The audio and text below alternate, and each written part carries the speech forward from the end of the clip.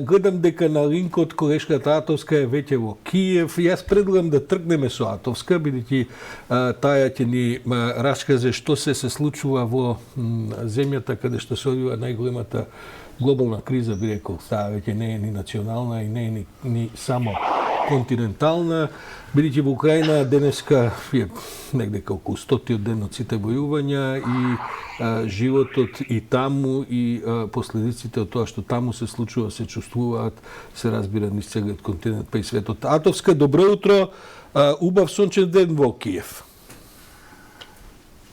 Утро конечно дождот заврши, ако не беше така во текот на ноќта, но сепак останавме со сонце. Во моментов го чекам се уште овде народниот заменикот народен правобранител Јован Андоновски, тој денеска продолжува со средби во неколку министерства, ќе ги посетам секако и тие разговори. За кратко да избрифирам што се случуваше во текот на вчерашниот ден.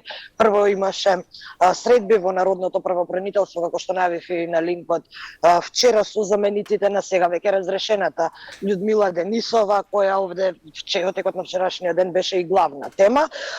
Освен тоа дали се работи за воени злосторства или за геноцид, се разговараше за неколку конкретни важни прашања поврзани со украинците кои се привремено раселени, конкретно за украинците кои се наоѓаат во нашата држава. Три главни точки беа на дневниот ред во правобранителството, а тоа е пристапот до здравствена заштита, пристапот до работни места и пристапот до образование.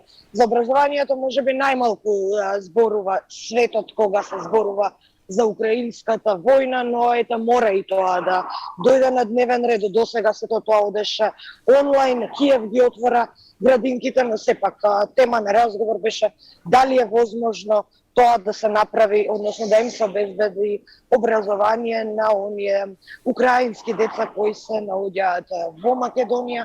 Веќе информираше правобранителот дека почна и организирано од Сдруженијето на украинците кај нас почна и курсеви за македонски јазик, за да можат да се интегрираат овие лица и многу подобро да се снајдат во случај оваа војна да продолжи и од септември и да треба и тие и понатаму да останат надвор од својата држава.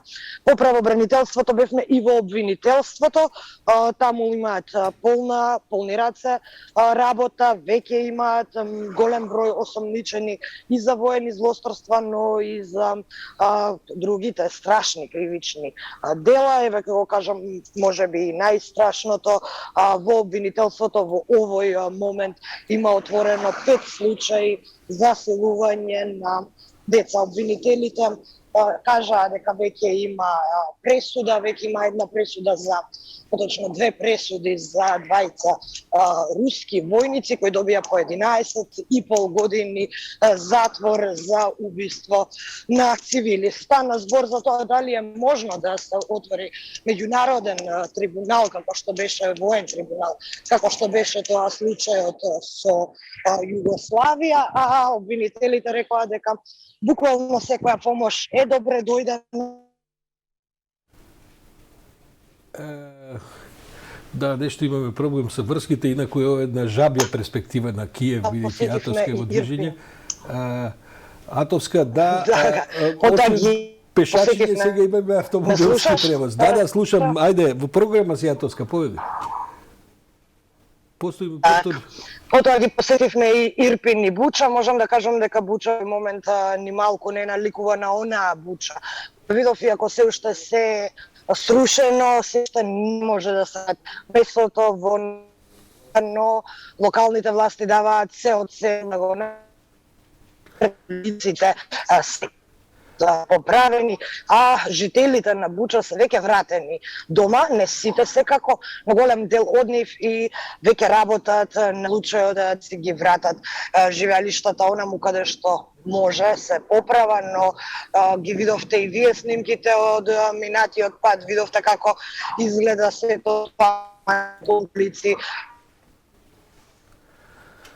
Атовска имаме проблем со врските. Јас само да најавам дека негдека после 10 часот ние имаме и негдека околу 15 на минути еден твој прилог и разговор со Јован Андоновски, заменикот јавен правобранител, кој што е заменикот правобранител кој што е во посета на Украина.